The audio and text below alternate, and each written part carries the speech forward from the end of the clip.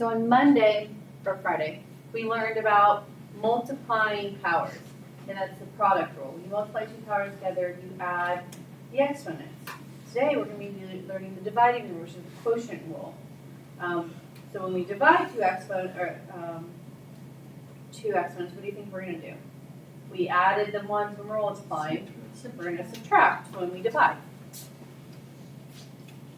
So what we do, we divide or reduce the coefficients. So if there's numbers out front, we'll divide or reduce them. We'll keep the base, the x, or the variable.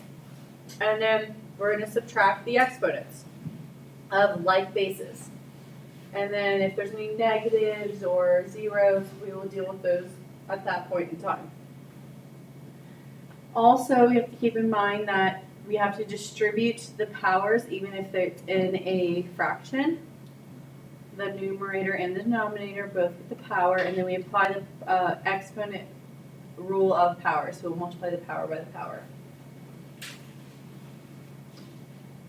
So I do not have a coefficient here, so I'm going to start with my next step where I'm going to keep my base, my m, and then I'm going to subtract my exponent. So 8 minus 5, 3. So this is going to become m to the third. Then we have to divide our coefficients. So 16 divided by 4 is 4. And then I'm going to subtract 5 minus 2 is 3. Okay. I can't divide 10 into 14 evenly, but I can reduce by 2, right? So this could become 7 over 5, right? Yes. 14 divided by 2 is 7. 10 divided by 2 is 5. Now let's subtract our exponent. So 5 minus, this is going to be an imaginary 1. So x is going to be to the 4th. And then y is 7 minus 3, which is 4. And that is my answer. I can't reduce anymore, so I'm going to leave it just like that. Okay. I understand that these are exponent, or these are numbers here, but they're the same number. So we can apply this as like a base, okay? And then, so we can subtract our exponents and then raise it to that power. Because if I raise 3 to the 8th power, I'm going to get a very large number. And if I raise 3 to the 5th power, I'm going to get a very large number. Then I'm dividing two very large numbers. And then that's confusing. But if I follow my rule, and I take 8 minus 5, which is 3, and 3 to the 3rd power is 27, and that's my answer. So you see how the quotient rule actually like helps us out, and when it comes to things like that, we don't have to deal with these really large numbers. You can, you don't have to. So you should have this written down. I'm not waiting.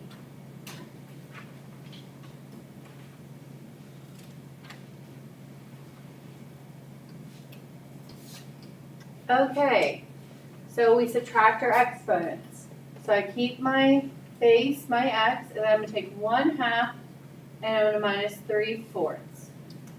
But those aren't like terms, or common, like terms. Bottoms aren't the same. So I need to find a common denominator. So 4, so this is going to become 2/4 minus 3/4. So that will become negative 1/4. And what do I do when I have a negative exponent? Move it to the bottom or the reciprocal. In this case, it is the bottom, but if it was on the bottom, then I move it to the top. Okay, I'm going to be subtracting 1 minus 1/2. So I could make this a 2 over 2 so that I have like terms. So my x is going to be 2 over 2 minus 1/2. And my y is going to be 3/5 minus 2/5. And 2 over 2 minus 1/2 is 1/2. And 3/5 minus 2/5 is 1/5.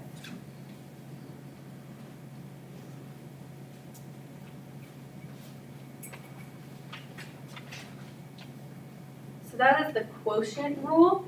So when we're doing the quotient rule, you divide the coefficients out front, you subtract the exponents of like bases.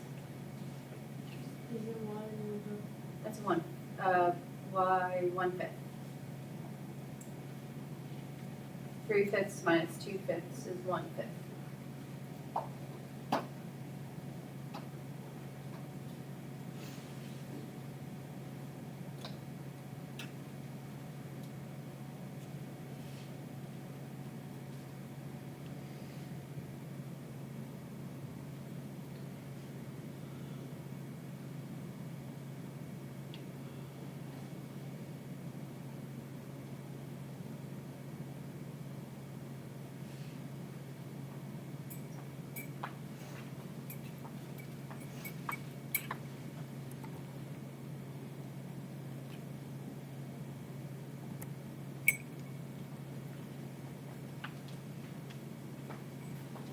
Okay, now combining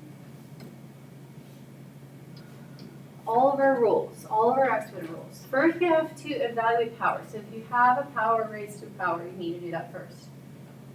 Except for if there's parentheses, and we have to do it inside the parentheses first. But then we're going to apply multiplication and division property. I suggest if they're both, I suggest doing the multiplication first, then division. Then we're going to simplify our answer. Okay, you're going to follow these steps and usually makes solving the problem simpler. Like how would that 3 to the 5th and then 3 to whatever raise made it 3 to the 3rd and then made it easier for us to solve. That is what we are hoping it will do. So in this case, I'm going to multiply first. So I'm going to keep my base 5 and 5 plus 3 is 8. This is still 5 to the 9th. Then I'm going to subtract and get 5 to the negative 1. And then that's going to become the reciprocal. So that becomes 1/5. Okay, I'm going to multiply x to the 5th times 1 and get x to the 5th over x to the 8th. Subtract and get x to the negative 3. And so that's 1 over x to the 3rd.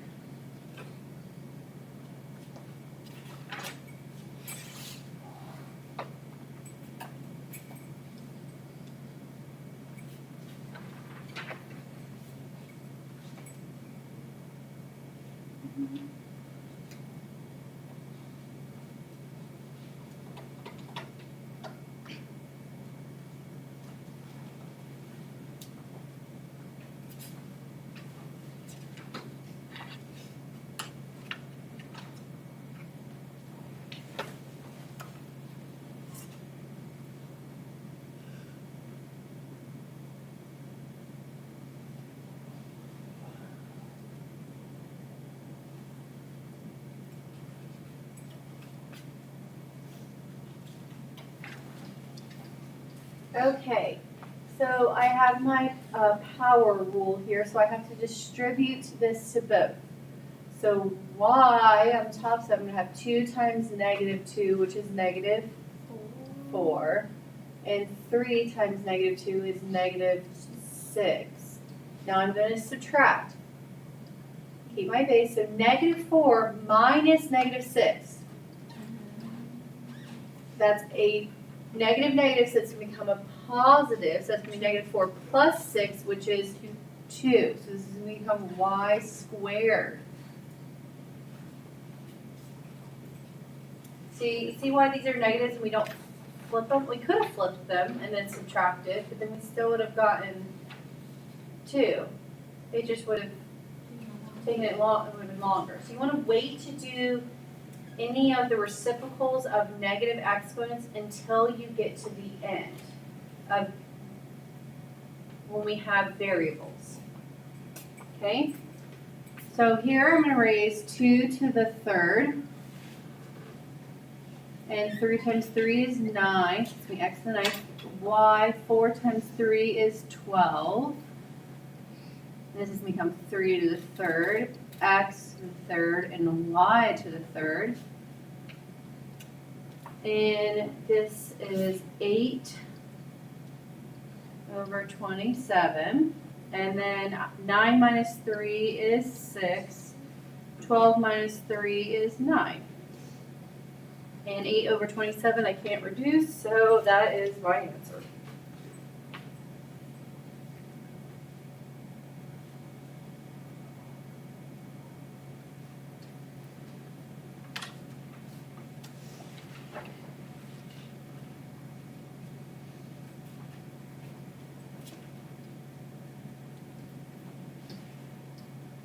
Okay. So I have no powers of powers, so I'm just going to multiply straight across first, straight across on the bottom, and then simplify afterwards. So 4 times 5 is 20. I have my x and my y. Now let's add our exponents. So 3 plus 1 is 4, and 3 plus 2 is 5. On the bottom, I have 2 times 2, which is 4. I only have 1 x, but I have 2 y, so y squared. Then 20 divided by 4 is 5. 4 minus 1 is 3, and 5 minus 2 is 3.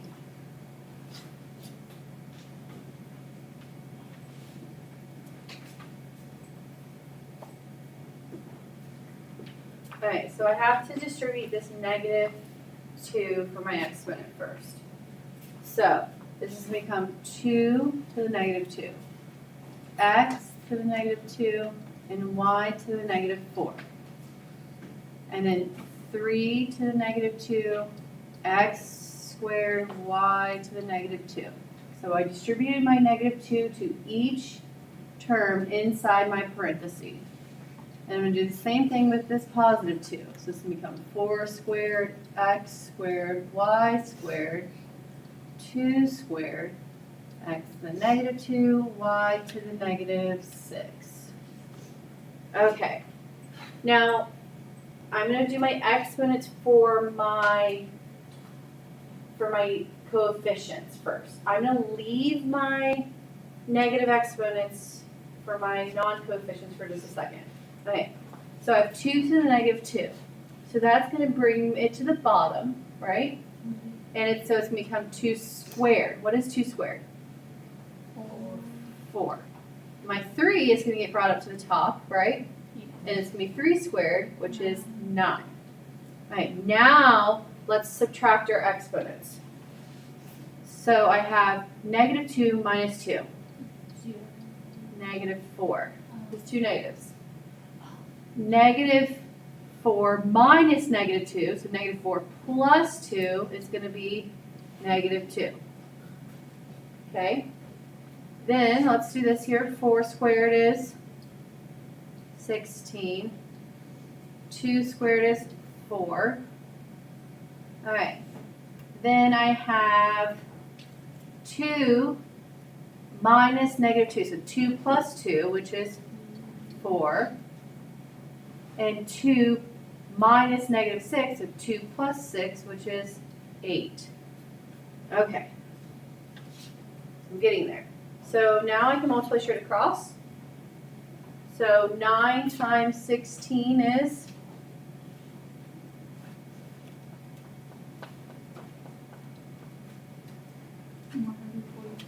144. 4 times 4 is 16. So I can divide that in a minute. Negative 4 plus 4 is 0. Negative 2 plus 8 is 6. What is 144 divided by 16? 9. What is x to the 0 power? 1. And then I still have y to the 6. So this becomes 9y to the 6. So that huge problem up there becomes 9y to the 6th power because we followed all of our rules.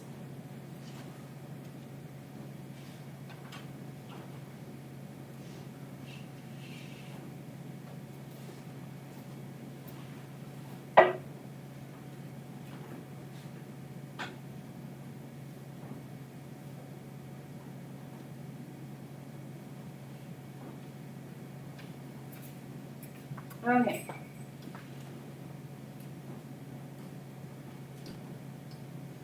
So when we have a power on the outside, we have to distribute that. So my 4 is going to be raised to the 1/2.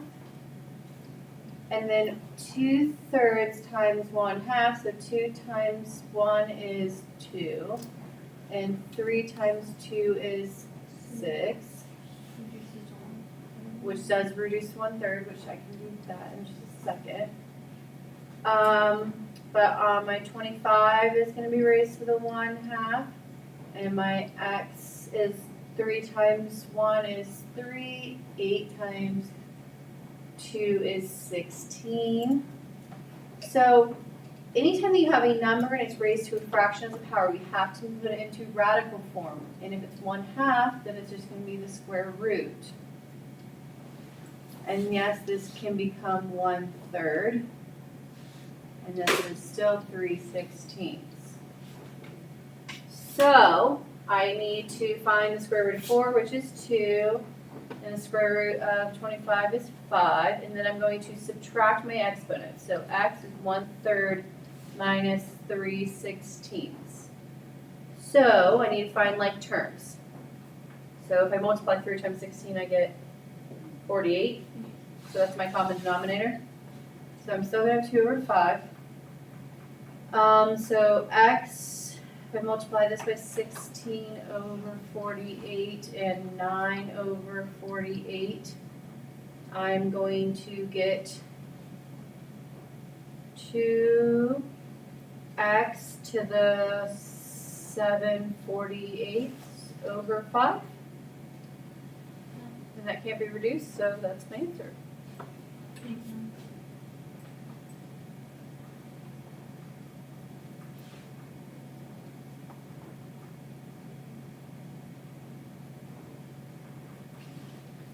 So I need to distribute this 3. So I'm still going to have x to the 1/5 over here and 2x on the bottom, and I'll leave that alone for now. Distribute my 3, so this is going to become an x, because 3 times 1 is 3, 3 over 3 is 1, and this will become 8 to the 3rd. So I'm going to have x to the 1/5 over 2x times x over 10/24. That's what 8 to the 3rd is. Okay, so now I'm going to multiply straight across. So when I multiply straight across, I am adding my exponents, right? So 1/5 over plus 1, I can make that a 5/5, right? So that would be x to the 6/5. And 2x times 10/24 is, or I'm sorry, yes. That should be 5/12. I'm sorry, I skipped a step. I'm sorry. That should be 5/12. Then 2x times 5/12 is 10/24x. Then when we do we have to subtract our exponents for dividing. So I'm going to be subtracting 1 from 5/6. So that's the same thing as 5/5 is the same thing as 1. So that's where I'm going to get that x from. And that would be 1/5. So 1/5, x to the 1/5 over 10/24 is my answer.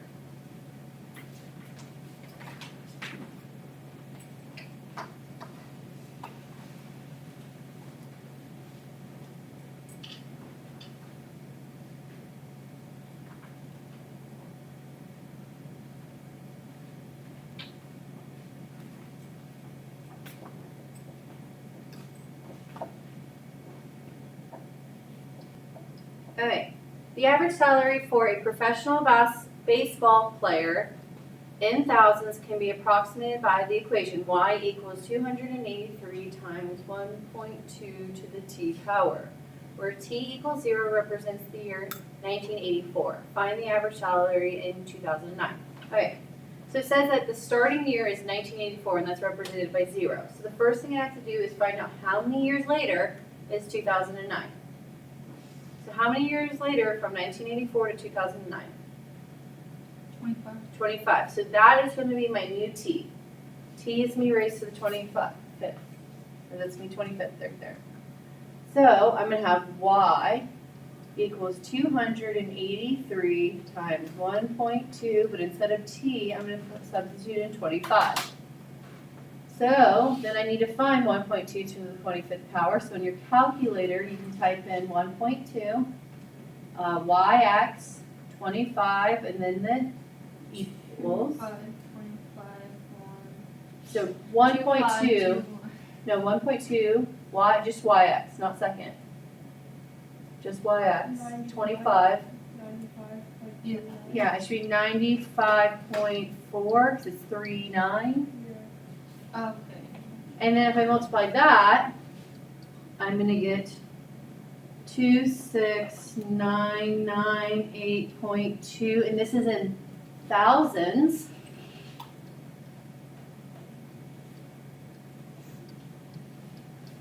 So I need to move my decimal place to make this into thousands. Three decimal places. So I'm going to get $26,998,200. That's a lot of money.